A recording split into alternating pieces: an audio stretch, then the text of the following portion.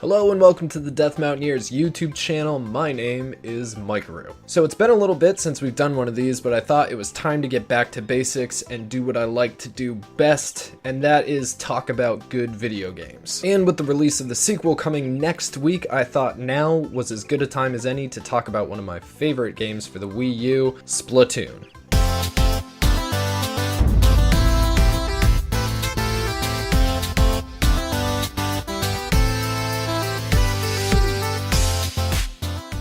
If you saw my review on the Wii U, you already know how poorly it sold. Hell, if you've been on the internet in the past 4 years, you ought to know that anyway. But just because the system didn't sell well doesn't mean it didn't have good games. And out of all the many excellent titles the Wii U had to offer, Splatoon was easily the best. Since Modern Warfare hit the scene, team-based shooters have ruled the gaming world, raking in millions and millions of dollars. However, our favorite boobs over at Nintendo were still scratching their heads wondering what was going on outside of the basement they keep their dev teams locked in.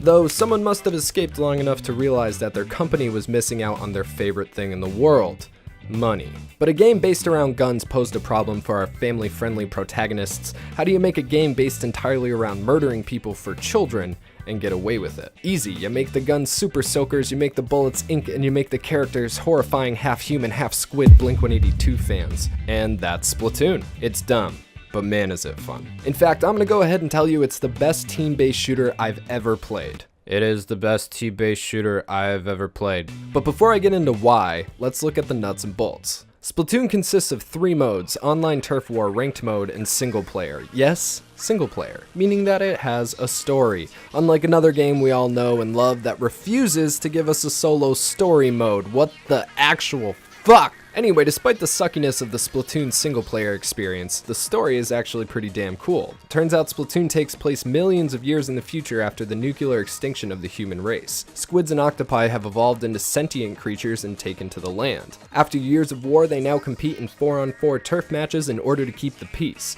These matches are won by covering the majority of the arena in your team's color of ink, and that's it. Kills don't count.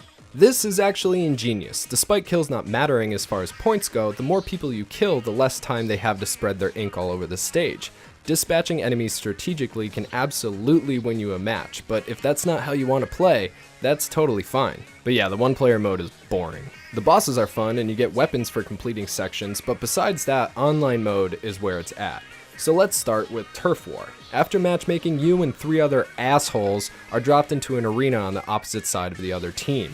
Remember, your team sucks, so it's 100% up to you to win this match. After the countdown, it's now your job to ink as much of the place as possible, block opponents from inking what you've already inked, and keep that shit blue or something until the timer runs out. Simple. Until you factor in the madness that is the gameplay. Splatoon is fast, like crazy fast, like pie f***er fast. Oh no. Oh no. Oh no. Oh. By holding down the L trigger, you can turn into a squid and swim through your color of ink for quicker movement, as well as gain the ability to swim up walls. You're going to be running, swimming, jumping, and shooting non-stop until that timer runs out. See, unlike all other console shooters, Splatoon uses the motion controls built into the Wii U gamepad for aiming, and it's pinpoint accurate. The only comparison I can make to the feeling is a computer mouse, allowing for PC shooter speed and accuracy, but on a silly Nintendo console. All of this combined makes for a madhouse of a game, and it's amazing. Not to mention how beautiful it looks. Wow, it looks great. This, along with the excellent music, makes for an engaging and exhilarating gameplay experience. If you want, you also have the option to make your character even faster. You see, not only are Squid Kid monsters a horror of science and nature, they're also pretty into style. I mean, look at this guy. Ensemble is on fleek. But these clothing items come with power additions as well as expanded perk slots. Get enough points and you can spend them to level up your gear for better running speed, respawn time, defense, you name it. Gear is heavily factored into your role on your team and makes a huge difference between winning and losing. That's right, this isn't just a gung-ho ink orgy, there's actually strategy involved as well. With so many power-ups and weapons, as well as weapon variations containing different sidearms and alts, you need to know exactly how you want to set yourself up so you can both play to your strengths and benefit your team. Say you want to run a Gatling, you're going to be pretty vulnerable and slow. Maybe put in some defense slots, run speed, and ink resistance in case you step in the wrong color and get stuck. So now that you're a pro, let's get into ranked. There are 3 modes here. The first is splat zones. Cover the zone or zones in your color of ink and maintain it. Second is tower control. Get on the tower and ride it to the goal while staying alive and keeping the enemy team off of it. The last is Rainmaker, which is basically football except the ball is a giant bazooka and possession can be taken at any time. Did I just make a sports reference?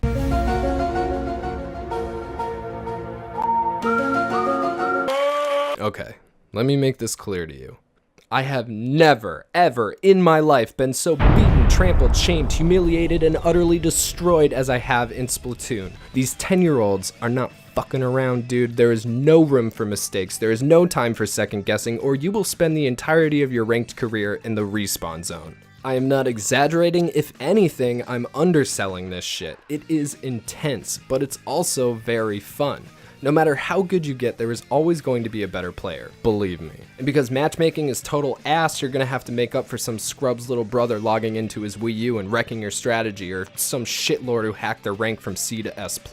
However, despite serious frustration, Splatoon has draw and is gonna keep you in it to win it. I've blown weeks out of my lifetime on this game, and when Splatoon 2 drops, if I have the time, I'm gonna do it again. Very rarely does a game come around that has the ability to completely lock you in when you play it. I guarantee after a couple matches of Splatoon, you'll forget everything that's going on in your life and just become the game. There's more to this title, including some great amiibo compatibility, but one of the greatest things I've yet to mention is the dev support. Now, I may like to goof on Nintendo for being, well, Nintendo, but the care that was given to this game was nothing short of love and dedication. Before the Wii U went belly up, there was monthly events known as Splatfest where you could pick a side and fight it out over things like who's better, SpongeBob or Patrick, and new levels and weapons were added in regularly as well. This not only kept the game fresh, but also united the community, making Splatoon's life continue well after the death of its console. As far as the Wii U is concerned, Splatoon is the game that I spent the most time on and had the most fun with, and I also made a lot of long-lasting friends doing it.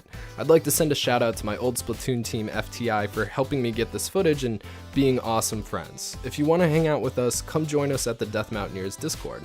Now, I'm hoping with the success of the Nintendo Switch and the curiosity around Splatoon that the sequel is going to have some amazing fan support and a huge install base. More importantly, I'm also hoping that Iku and I are going to be able to play the game with some of you. Also, what would you like me to cover next time? Chrono Trigger or Final Fantasy III? Or technically 6 for the Super Nintendo. Let me know in the comments below and stay tuned for more Pokemon Mythos Busters next month. As always, make sure to like the video and subscribe if you haven't yet, and check us out on social media. I'm Maikeru, and I'll catch you next time. Thanks for watching.